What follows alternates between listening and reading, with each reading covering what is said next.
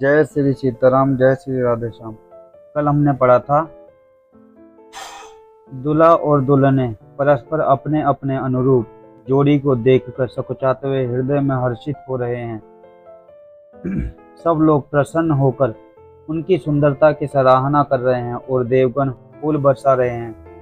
सब सुंदर दुल्हने सुंदर दुल्हों के साथ एक ही मंडप में ऐसे शोभा पा रही हैं मानो जीव के हृदय में चारों अवस्थाएं जागृत, स्वप्न, सुषुप्ति और तुरीय अपने चारों स्वामियों विश्व, तेजस, प्राज्ञ और ब्रह्मा सहित विराजमान हो। सब पुत्रों को बहुओं सभी सहित देखकर अवध नरेश दशरथ जी ऐसे आनंदित हैं मानो वे राजाओं के शिरोमणि क्रियाओं सहित चारों फल धर्म, अर्थ, काम, मोक्ष पा गए हों। श्री रामचंद्र जी के विवाह की जैसी विधि वर्णन की गई है, उसी रीति से सब राजकुमारों के विवाह किए गए।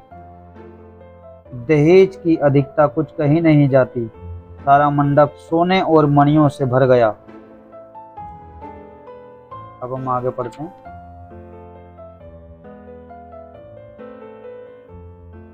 बहुत से कंबल, वस्त्र और भांति भांति के विचित्र रेशमी कपड़े जो थोड़े कीमती ना थे, मतलब बहुत मूल्यवान थे, तथा हाथी, रथ, घोड़े, दास दासियां और गहनों से सजी हुई कामधेनु सरीखी गायें आदि अनेकों वस्तुएं जिनकी गिनती कैसे की जाए, उनका वर्णन नहीं किया जा सकता। जिन्होंने देखा है वही जानते हैं। उन्हें देखकर लोकपाल भी सिंहा गए। अवधराज दशरथ जी ने सुख मानकर प्रसन्न चित्त से सब कुछ ग्रहण किया। आदर, दान, विनय और बड़ाई के द्वारा सारी बारात का सम्मान कर राजा जनक ने महान आनंद के साथ प्रेम पूर्वक लड़ाकर लाड करके मुनियों के समूह की पूजा कर वंदना की। सिर नवाकर देवताओं को मनाकर राजा हाथ जोड़कर सबसे कहने लगे कि देवता और साधुओं तो भाव ही चाहते हैं, वे प्रेम से ही प्रसन्न हो जाते हैं। उन पूर्ण काम महानुभावों को कोई कुछ देकर कैसे संतुष्ट कर सकता है? क्या एक अंजलि जल देने से कहीं समुद्र संतुष्ट हो सकता है? फिर जनक जी भाई सहित हाथ जोड़कर कौशलाधीश दशरथ जी से स्नेहशील और सुंदर प्रेम में सान कर मनोहर वचन बोले, हे राजन, आपके साथ संबंध हो जाने से अब हम सब प्रकार से बड़े हो गए। इस राजपाट सहित हम दोनों को आप बिना दाम के लिए हुए सेवक ही समझिएगा। इन लड़कियों को टहलनी मानकर नई नई दया करके पालन कीजिएगा। मैंने बड़ी ठिठाई की कि आपको यहाँ बुला भेजा, अपराध क्षमा कीजिएगा। फिर सूर्य कुल के भूषण दशरथ जी ने समधी जनक जी को संपूर्ण सम्मान निधि कर दिया। इतना सम्मान किया कि वे सम्मान के भंडार ही हो गए। उनकी परस्पर की विनय कहीं नहीं जाती। दोनों के हृदय में प्रेम परिपूर्ण है। देवता लोग फूल बरसा रहे हैं। राजा जनवासे को चले। नगाड़े की ध्वनि, जय ध्वनि और वेद की ध्वनि हो रही है। आकाश और नगर दोनों में खूब कौतूहल हो रहा है, आनंद छा रहा है। तब मुनीश्वर की आज्ञा पाकर सुंदर सखियां मंगल गान करती हुई दुल्हनों सहित दुल्हों को लिवाकर कोहबर को चली। सीता जी बार बार राम जी को देखती हैं और सकुचा जाती हैं, पर उनका मन नहीं सकुचाता। प्रेम के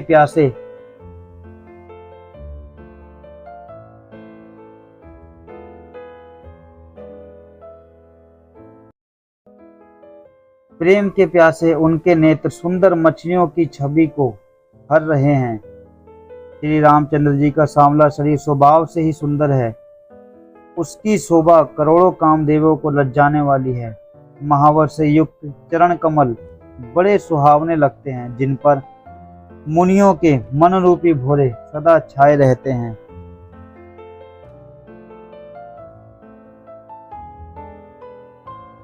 पवित्र और मनोहर पीली धोती प्रातःकाल के सूर्य और बिजली की ज्योति को हर लेते हैं। कमर में सुंदर किंकणी और कटी सूत्र है। विशाल भुजाओं में सुंदर आभूषण सुशोभित हैं। पीली जनेऊ महान शोभा दे रहा है। हाथ की उंगली चित्त को चुरा लेती है। हाथ की अंगूठी चित्त को चुरा लेती है। विवाह के सब साथ सजे हुए वे शोभा पा रहे हैं। चौड़ी छाती पर, हृदय पर पहनने के लिए सुंदर आभूषण सुशोभित हैं। पीला दुपट्टा कांखा खोती जनेऊ की तरह सुशोभित है, जिसके दोनों छोरों पर मणि और मोती लगे हुए हैं। कमल के समान सुंदर नेत्र है। कानों में सुंदर कुंडल हैं और मुख तो सारी सुंदरता का ही खजाना है। सुंदर भौहें और मनोहर नासिका है। ललाट पर तिलक तो सुंदरता का घर ही है, जिसमें मंगलमय मोती और मणि गुथे हुए हैं। ऐसा मनोहर मोर माथे पर सो रहा है। सुंदर मोर में बहुमूल्य मणियां गुथी हुई हैं। सभी अंग चित्त को चुरा लेते हैं। सब नगर की स्त्रियां और देव सुंदरियां दूल्हे को देखकर तिनका तोड़ रही हैं, उनकी बलैयां लेती हैं और मणि वस्त्र और आभूषण निछावर करके आरती उतार रही हैं, मंगल गान कर रही हैं। देवता फूल बरसा रहे हैं और सूत मागध तथा भाट सुयश सुना रहे हैं। सुहागिनी स्त्रियां सुख पाकर कुंवर और कुमारियों को कोहबर कुल देवता के स्थान में लाई और अत्यंत प्रेम से मंगल गीत गा गा कर लौकिक रीत करने लगी। पार्वती जी श्री रामचंद्र जी को लहकोर वर वधु का परस्पर ग्रास देना सिखाती हैं और सरस्वती जी सीता जी को सिखाती हैं। रानीवास हास विलास के आनंद में मग्न है। श्री राम जी और सीता जी को देख देख कर सभी जन्म का परम फल प्राप्त कर रही हैं। अपने हाथ की मणियों में सुंदर रूप के भंडार श्री रामचंद्र जी की परछाई दिख रही है। यह देखकर जानकी जी दर्शन में वियोग होने के भय से बाहुरूपी लता को और दृष्टि को हिलाती डुलाती नहीं है। उस समय के हंसी खेल और विनोद का आनंद और प्रेम कहा नहीं जा सकता, उसे सखियां ही जानती हैं। तदंतर वर कन्याओं को सब सुंदर सखियां जनवासे को लिवा चली। उस समय नगर और आकाश में जहां सुनिए वहीं आशीर्वाद की ध्वनि सुनाई दे रही है और महान आनंद छाया हुआ है। सभी के नेत्र प्रसन्न मन से कहा कि सुंदर चारों जोड़ियां चिरंजीवी हों। सभी ने प्रसन्न मन से कहा कि सुंदर चारों जोड़ियां चिरंजीवी हों। योगीराज सिद्ध मुनीश्वर और देवताओं ने प्रभु श्री रामचंद्र जी को देखकर दुंदुभी बजाई और हर्षित होकर फूलों की वर्षा करते हुए तथा जय हो जय हो जय हो कहते हुए वे अपने अपने लोक को चले। तब सब चारों कुमार बहुओं सहित पिताजी के पास आए और मालूम होता है मानो शोभा मंगल और आनंद से भरकर जनवासा उमड़ पड़ा हो।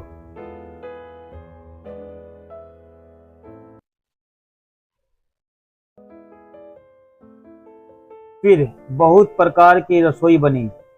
जनक जी ने बरातियों को बुला भेजा। राजा दशरथ ने पुत्रों सहित गमन किया। अनुपम वस्त्रों के पावड़े पड़ते जाते हैं। आदर के साथ सबके चरण धोए और सबको यथा योग्य पीढ़ों पर बिठाया। तब जनक जी ने अवधपति दशरथ जी के चरण धोए। उनका शील और इसने वर्णन नहीं किया जा सकता। फिर श्री रामचंद्र जी के चरण कमलों को धोया, जो श्री शिव जी के हृदय के कमल में छिपे हुए हैं। हृदय कमल में छिपे हुए हैं।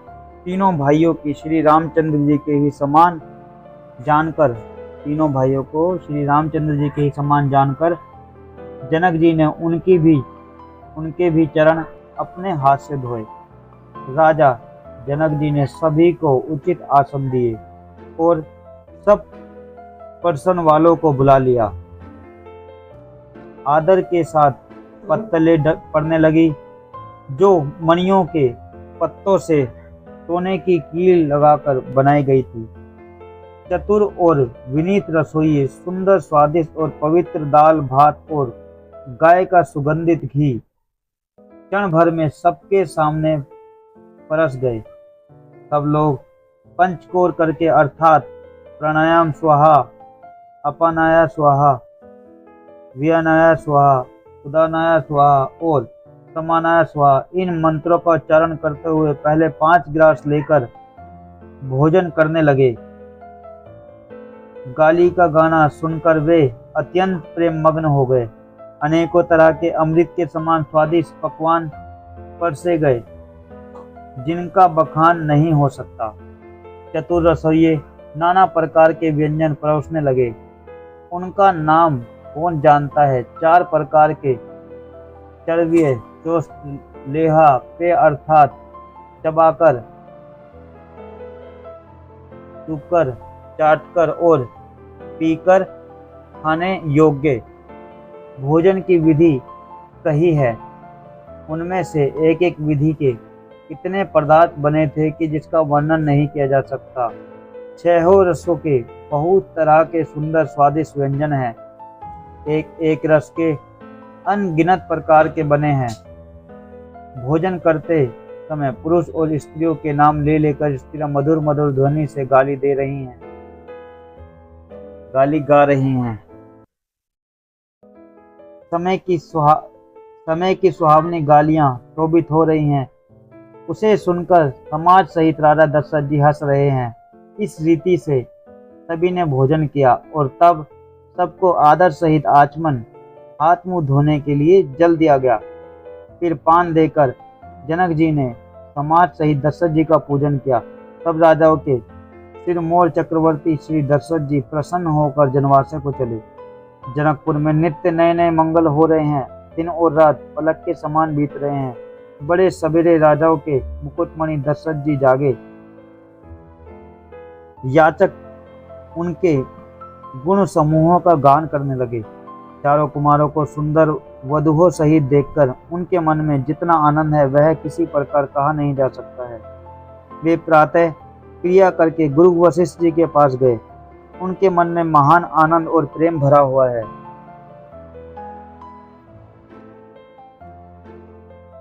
राजा प्रणाम और पूजन करके फिर हाथ जोड़कर मानो अमृत में डुबोए हुए वाणी से बोले, हे मुनिराज सुनिए, आपकी कृपा से आज मैं पूर्ण काम हो गया। हे स्वामिन, अब सब ब्राह्मणों को बुलाकर उनको सब तरह गहनों कपड़ों से सजी हुई गाय दीजिए। यह सुनकर गुरुजी ने राजा की बड़ाई करके फिर मुनि गणों को बुलवा लिया। तब वामदेव, देवर्षि, नारद, वाल्मीकि जी, जावली जी और विश्वामित्र जी आदि तपस्वी शेष मुनियों के समूह आए। राजा ने सबको दंडवत प्रणाम किया और प्रेम सहित पूजन करके उन्हें उत्तम आसन दिए। 4 लाख उत्तम गायें मंगवाई जो कामधेनु के समान अच्छे स्वभाव वाली और सुहावनी थी। उन सबको सब प्रकार से गहनों कपड़ों से सजाकर राजा ने प्रसन्न होकर भूदे ब्राह्मणों को दिया। राजा बहुत तरह से विनती कर रहे हैं कि जगत में मैंने आज ही जीने का लाभ पाया है। ब्राह्मणों से आशीर्वाद पाकर राजा आनंदित हुए। फिर याचकों के समूहों को बुलवा लिया और सबको उनकी रुचि पूछकर सोना, वस्त्र, मणि, घोड़ा, हाथी, रथ जिसने जो चाहा तो सूर्य कुल को आनंदित करने वाले दशरथ जी ने दे दिया। वे सब गुणानुवाद गाते और सूर्य कुल के स्वामी की जय हो जय हो जय हो कहते हुए चले। इस प्रकार श्री रामचंद्र जी के विवाह का उत्सव हुआ। जिन्हें सहस्त्र मुख हैं वे शेष जी भी उसका वर्णन नहीं कर सकते। बार बार विश्वामित्र जी के चरणों में सिर नवाकर राजा कहते हैं, हे मुनिराज, यह सब सुख आपकी ही कृपा कटाक्ष का प्रसाद है। राजा दशरथ जी जनक जी के स्नेहशील करनी और ऐश्वर्य की सब प्रकार से सराहना करते हैं। प्रतिदिन सवेरे उठकर अयोध्या नरेश विदा मांगते हैं, पर जनक जी उन्हें प्रेम से रख लेते हैं। आदर नित्य नया नया बढ़ता जाता है। प्रतिदिन हजारों प्रकार से मेहमानदारी होती है।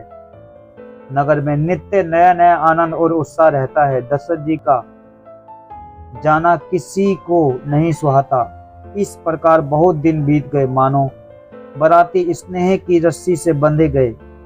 तब विश्वामित्र जी और सतानंद जी ने जाकर राजा जनक जी को समझाकर कहा, यद्यपि आप स्नेह वश उन्हें नहीं छोड़ सकते, तो भी अब दशरथ जी को आज्ञा दीजिए। हे नाथ, बहुत अच्छा कहकर जनक जी ने मंत्रियों को बुलवाया। वे आए और जय जीव कहकर उन्होंने मस्तक नवाया। जनक जी ने कहा, अयोध्या ना चलना चाहते हैं, भीतर रानीवास में खबर दे दो। यह सुनकर मंत्री, ब्राह्मण, सभासद और राजा जनक भी प्रेम के वश हो गए।